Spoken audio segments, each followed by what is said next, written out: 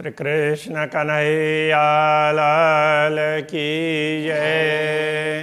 श्री निजानंद स्वामी की जय। श्री प्राणनाथ प्यारे की जय। कहे वेद विराट कछुए नहीं, जैसे आकाश फूल ए 14 तबक जरा नहीं, ना कछु डाल ना मूल। ना कछु डाल न मूल। श्री कृष्ण कन्हैया लाल की जय। नश्वर जगत के संदर्भ में कह रहे हैं, विश्व में मुख्य दो धाराएं चलती है, एक वैदिक धारा और दूसरी कतेव धारा। तो वैदिक परंपरा में भी ये पूरा ब्रह्मांड है, उसके लिए तो कुछ भी नहीं है, देखने मात्र के लिए है, ऐसा माना है। तो इसी प्रकार से कतेव धारा में, कतेव परंपरा में भी यही बात कही है, वो समझा रहे हैं। कतेव में भी यों कया 14 तबक ये जोए। तो 14 तबक जोए का तात्पर्य जो 14 लोक हैं। एक जरा नजरों न आवई, जाके टूक न होवे दोए। ये तो एक जरा मतलब कण, एक कण के जितने भी नहीं है कि जिसके 2 टुकड़े नहीं कर सकते। तो एक कण जिसके 2 टुकड़े नहीं कर सकते, इतना भी अस्तित्व नहीं है इस ब्रह्मांड का। इस तरह से कतेव परंपरा में भी समझाया है। ऐसा 14 तबका का निमुना क्यों हक को दिया जाए।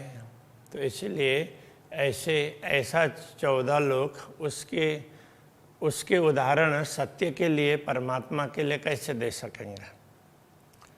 ये शब्द झूठी जीमिका क्यों सकी हर्ष पहुँचाए। इसलिए झूठी जीमी का तात्पर्य नश्वर जगत, तो नश्वर भूमि के शब्द हैं। जब ये सब कुछ नश्वर है तो ये शब्द परमधाम तक, अखंड तक कैसे पहुंच सकते हैं, मतलब अखंड का वर्णन कैसे कर पाएंगे। सो सकिए क्यों सकिए अरस पहुँचाए। परमधाम पहुँचाने का तात्पर्य परमधाम का, इनके द्वारा फिर परमधाम का वर्णन कैसे हो सकता है। कही जाए न शोभाए न मुख, ना कछु दई जाए साख। तो इनसे,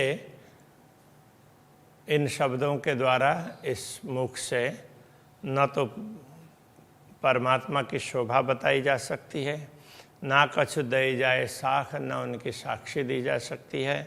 एक जरा हरफ न पहुँचाई, एक वाक्य भी बताया नहीं जा सकता, वो अखंड को समझाने के लिए सक्षम नहीं है। जो शब्द कई लाख ऐसे करोड़ों शब्द क्यों न कहे जाएं, तो उनमें से एक भी बताने के लिए सक्षम नहीं है। ना अरस बका किन देखिया, नहीं किसी ने अभी तक अखंड धाम को देखा। ना कछ सुनिया कान, न किसी ने अभी तक सुना अपने कानों से, ना आँखों से देखा, ना कानों से सुना। तरफ भी कि न पाई नहीं, किस दिशा की ओर है उसको, उस दिशा का भी किसी को पता नहीं चला। तो करे सो कौन बयान। तो फिर दुनिया में ऐसे परमधाम का, पूर्ण ब्रह्म परमात्मा का विवरण कौन देगा।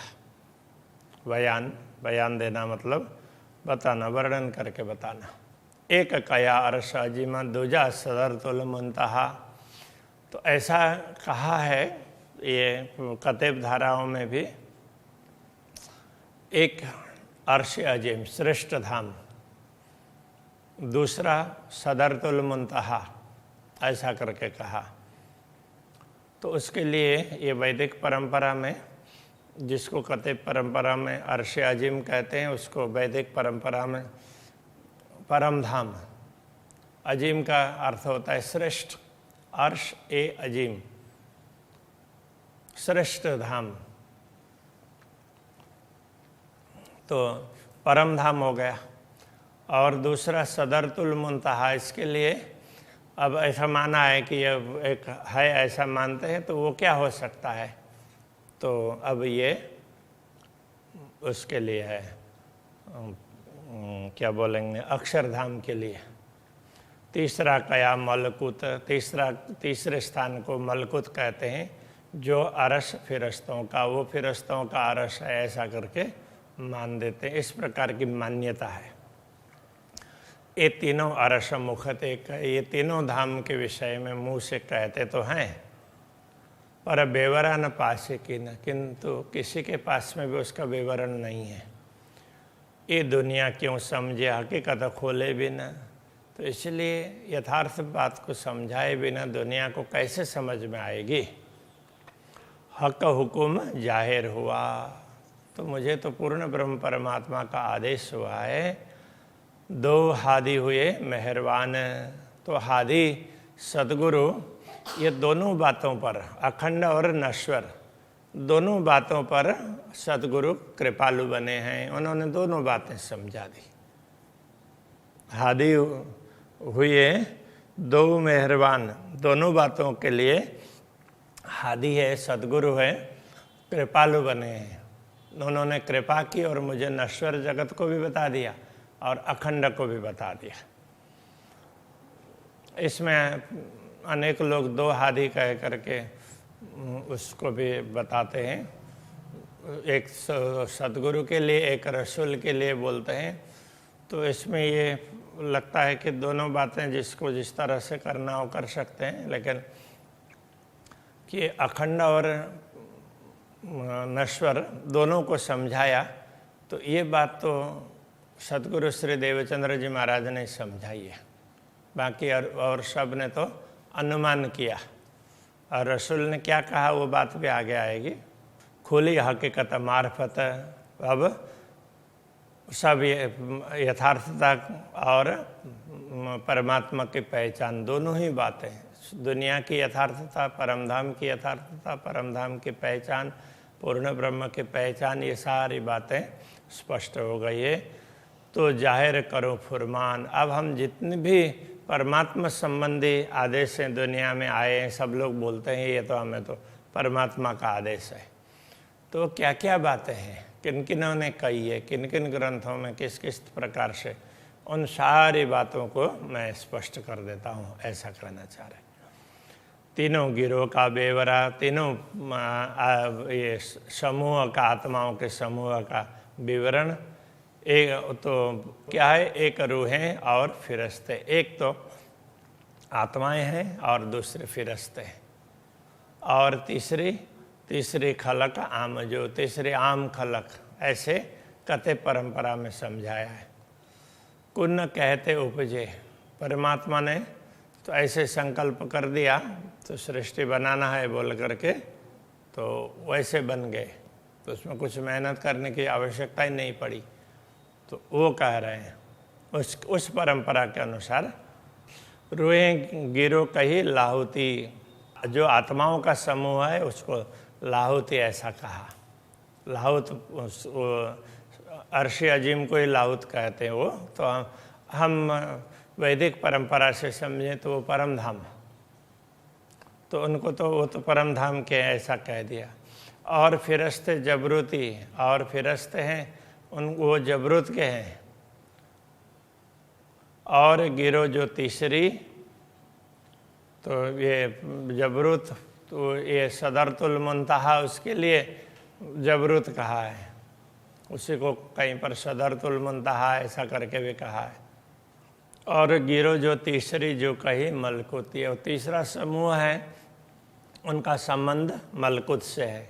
तो अब मलकुत को तो इस ब्रह्मांड का श्रेष्ठ स्थान सतलोक, और दूसरे शब्दों में कहें तो वैकुंठ ऐसा करके भी माना जाता है। तो जीव सृष्टि का नियंत्रण तो वैकुंठ से ही होता है, जीव सृष्टि मूल रूप से वैकुंठ की नहीं है, वो सब अव्याकृत अक्षर की है, प्रणव ब्रह्म की है। अव्वल खास रोहन की, गिरो फिरस्तन की खास कही। तो अव्वल का तात्पर्य प्रथम, श्रेष्ठ। तो तो श्रेष्ठ और खासल खास सर्वश्रेष्ठ ये ब्रह्मात्माओं का समूह सर्वश्रेष्ठ ऐसा माना। और गिरो फिरस्तने की खास कही और फिरस्तों का समूह है उसको खास ऐसा कहा। और कुन्न की तीसरी ये जो आम खलक भाई कुन्न कह करके तो जो ये पूरी दुनिया की सृष्टि हुई है तो वो तीसरी सृष्टि है उसको आम खलक तो सर्वसाधारण इस तरह से मान दिया। ऐसे कथे परंपरा में कहा है। दुनिया शरीयत फर्ज बंदगी, दुनिया ये आम खलक ये क्या करते हैं तो उनके लिए ये कर्म कांड है। शरीयत शरा के आधार पर चलने वाले हैं तो ये दुनिया है। अभी जो लोग वो कहते हैं कि हम तो पक्के हैं ईमान के तो इसलिए हम शराह पर चलते हैं, उनके लिए प्राणनाथ जी कहते हैं ये तो आम खलक की बात है। तो ये फर्ज बंदगी है। और फिरस्तों बंदगी हकीकत है। और फिरस्तों की ये तो फर्ज बंदगी किसको बोलते हैं कि चलो ये कर देना पड़ेगा ऐसा मान करके मेरी ड्यूटी है इसलिए करना पड़ेगा बोल करके कर देते हैं। ड्यूटी नहीं होती तो नहीं करते, अब नहीं करेंगे तो फिर कहीं ना कहीं मुश्किल हो जाएगी ऐसा बोल करके कर देते हैं। तो वो एक प्रकार के फर्ज बंदगी होगी। तो इस तरह से पूजा पाठ जो भी परमात्मा का चिंतन वो कर देना पड़ेगा ये भी, तो इस हिसाब से करते हैं। और फिरस्तों बंदगी हकीकत, और जो फिरस्ते हैं वो सच्चाई से करते हैं। तो उनको ऐसा नहीं होता है कि किसी को दिखाने के लिए चलो कर दिया, ऐसा नहीं। वो सचमुच ये तो हमें करना चाहिए तो उस हिसाब से करते हैं। रूहों हकीकत इश्क और इन पे है मार्फत। जो ब्रह्मात्माएं हैं तो वो तो उनमें तो यथार्थता है, हकीकत सच्चाई है और प्रेम है। और इन पे है मार्फत, इनको ही परमात्मा की पहचान है। यही परमात्मा को पहचान सकती है, बाकी दूसरे लोग नहीं पहचान पाएंगे। रूहें आशिक सोई लाहुती, जो आशिक आत्मा कही गई है चाह परमात्मा की अनुरागिणी, उनको ही वो उनका स्थानीय घर ही परम धाम है। तो वो लाहुती कहने का तात्पर्य परम धाम की है ऐसा कहा। इस तरह से समझना चाहिए। जाके अर्श अजीम में तन, जिनका मूल शरीर ही परम धाम में है, जिनका मूल ही परम धाम में है। कया के दोस्त रूहें कदीमी, तो उसके लिए रसूल ने कहा था कि खुदा कहते हैं कि वो तो हमेशा की है, वो सत्य है। और उनको ही रसूल ने ये कहा कि ये हमारे दोस्त वही हैं। कदीमी का तात्पर्य हमेशा के, वो अखंड है। जो उतरे अरश से मोमिन, जो दिव्य परमधाम से दुनिया में उतरी हुई आत्माएं हैं उनके लिए ऐसा कहा गया है। तो अब दूसरे तरफ में ये भी कह दिया, अरश कया दिल मोमिन, इन ब्रह्मात्माओं के हृदय में ही परमात्मा का वास है तो वही धाम है। जो मोमिन दिल आशक, तो जो मोमिन दिल से परमात्मा को चाहते हैं तो उनका अंदर से प्रेम है।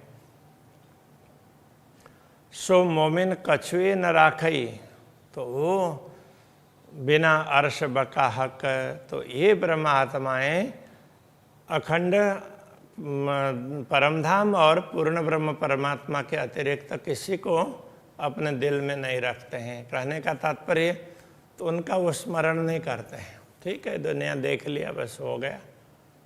तो उनको परमात्मा के प्रति ही प्रेम है, दूसरों के प्रति कोई महत्व, दूसरी वस्तुओं का, परमात्मा के अतिरिक्त किसी का महत्व नहीं है।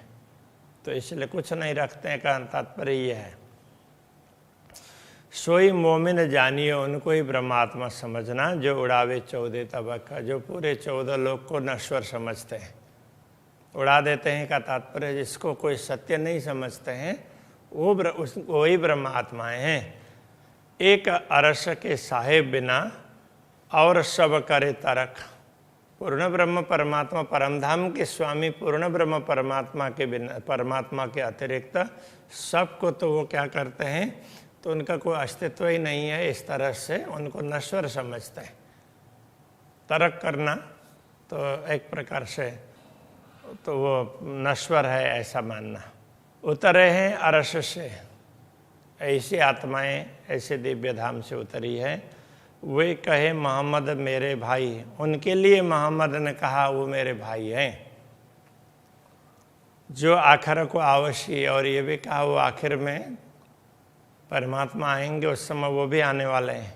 ये जो अहल इलाही, ये अहल का तात्पर्य उत्तराधिकारी है, इलाही उत्तराधिकारी कहने का तात्पर्य अखंड को समझने वाले, अखंड को जानने वाले वही होंगे, ऐसा उन्होंने कहा था। वे फकीर अतीम, वो फकीर है, और अतीम का तात्पर्य उनमें परमात्मा के अतिरिक्त तो कुछ भी नहीं चाहिए, कोई अहंकार नहीं, तो दीन, बड़े बड़े विनम्र समर्पित, तो उस अर्थ में। तो अभी आजकल कहते हैं डाउन टू अर्थ ऐसा करके, बिल्कुल विनम्र, जिनको कोई उसमें कोई अहंकार का कहीं लेस मात्र भी स्थान नहीं है। तो रसूल मोहम्मद ने खुदा से प्रार्थना करते हुए ये कहा था, मुझे उठाइए उन्हों में, तो मुझे भी उनके बीच में दोबारा उसमें उठाना। तो कब्र में सोने वाले हैं ना, तो फिर मुझे उस समय पर उठाना, तो उस समय मुझे भी शरीर धारण करवा देना, कहने का ये तात्पर्य। हक बरकत दुनिया में ने होशी सब इनों से। परमात्मा की बरकत का तात्पर्य परमात्मा की शक्ति। तो परमात्मा की शक्ति के विषय में वो सारा परिचय यही देंगे, होशी सब इनों से। तो दुनिया में इनसे ही परमात्मा की बातें की जाएगी, यही परमात्मा की पहचान करवाएंगे, अखंड की बात करेंगे। मोहे इल्म दिया हक ने, तो मुझे परमात्मा ने ज्ञान दिया। सो इनों को देशे इमाम, तो जैसे तो मुझे परमात्मा ही कुछ ज्ञान दे रहे हैं, थोड़ा बहुत मुझे पता चला है तो उनसे ही, तो इनको इमाम सब कुछ समझा देंगे। तो यहाँ इमाम कहने से सदगुरु।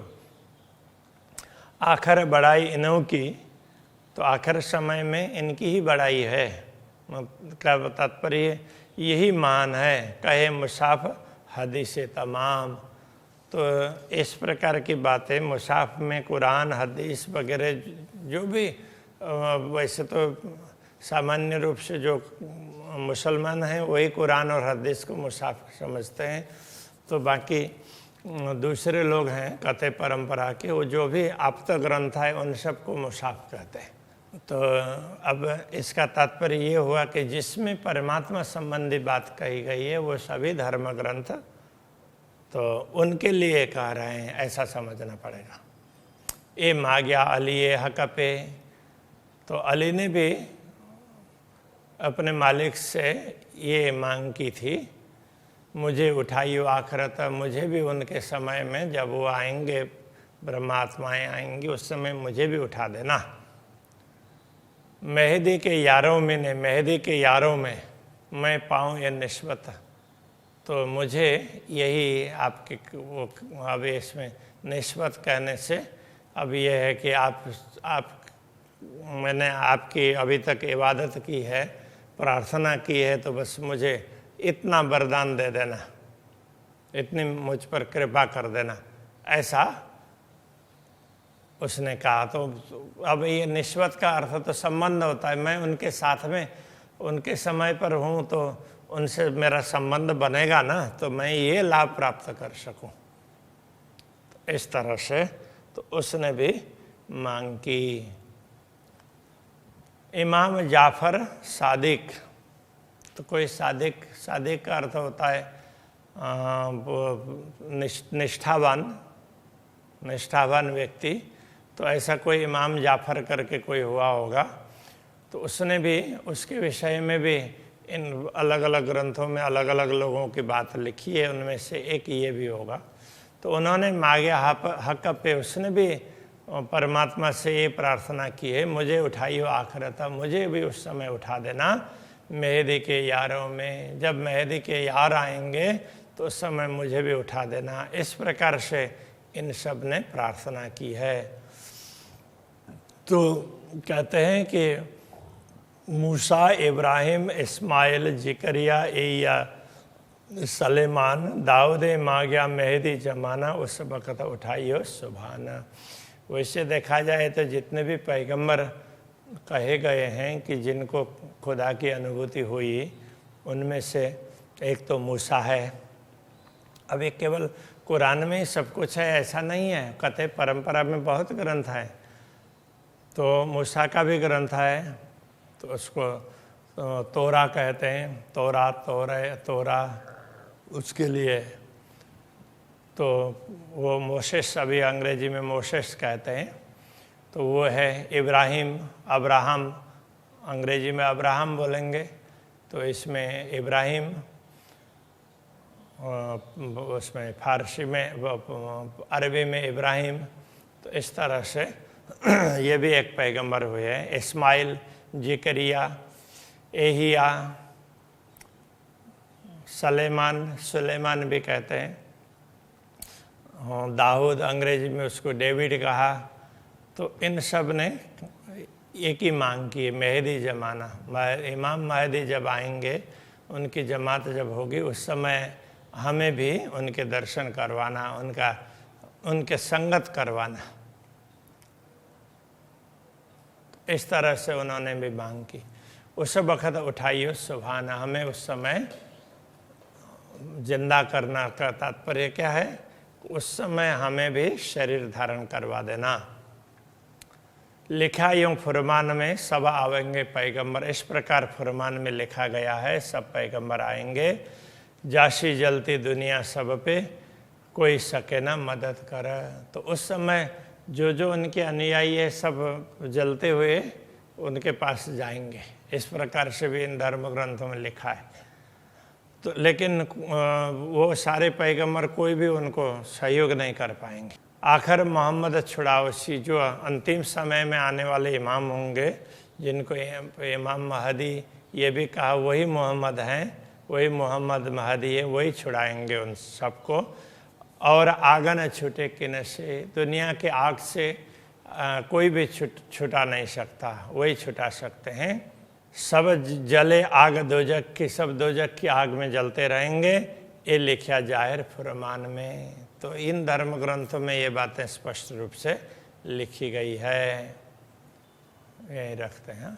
श्री कृष्ण कन्हैया लाल की जय।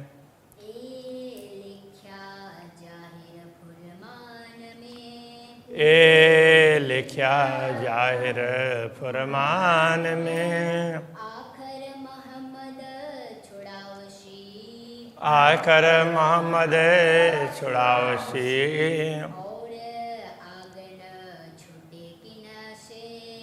और आगन छूटे किन से, सब जले आग दोजख की।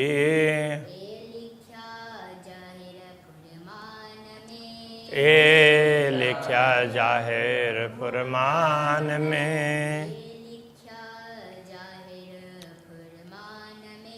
ए लिखा जाहिर फरमान में।